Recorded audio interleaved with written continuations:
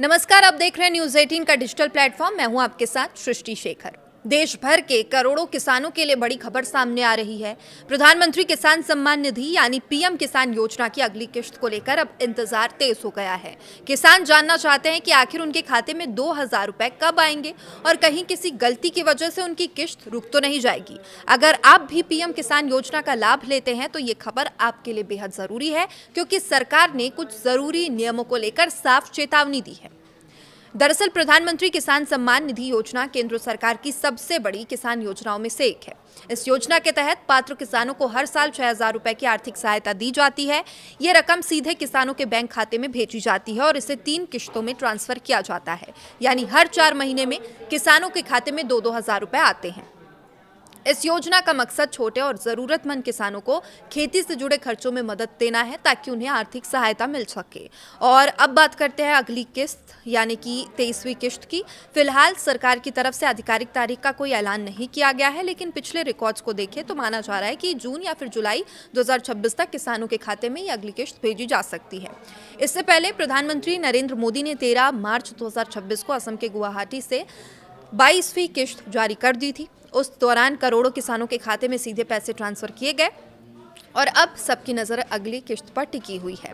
लेकिन यहाँ सबसे जरूरी बात यह है कि हर किसान को अगली किश्त का लाभ नहीं मिलेगा। सरकार ने साफ कहा, जिन किसानों ने ई-केवाईसी पूरा नहीं कराया है उनकी किश्त अटक सकती है। यानी अगर आपने अभी तक ई-केवाईसी की प्रक्रिया पूरी नहीं कराई है तो तुरंत ये काम करा लें।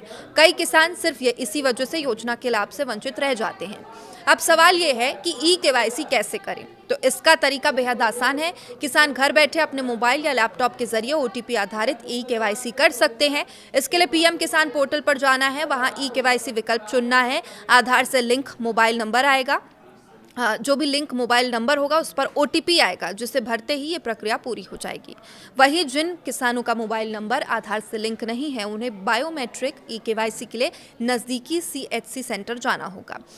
इसके अलावा सरकार ने आधार लिंकिंग को भी अनिवार्य कर दिया, यानी आपका आधार नंबर बैंक खाते से लिंक होना चाहिए। अगर बैंक खाते में कोई गलती है, नाम में अंतर है या आईएफएससी कोड गलत है तो भी आपकी किश्त रुक सकती है।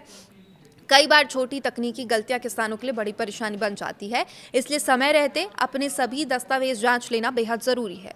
अब सवाल उठता है कि किसान अपनी किश्त का स्टेटस कैसे चेक करें।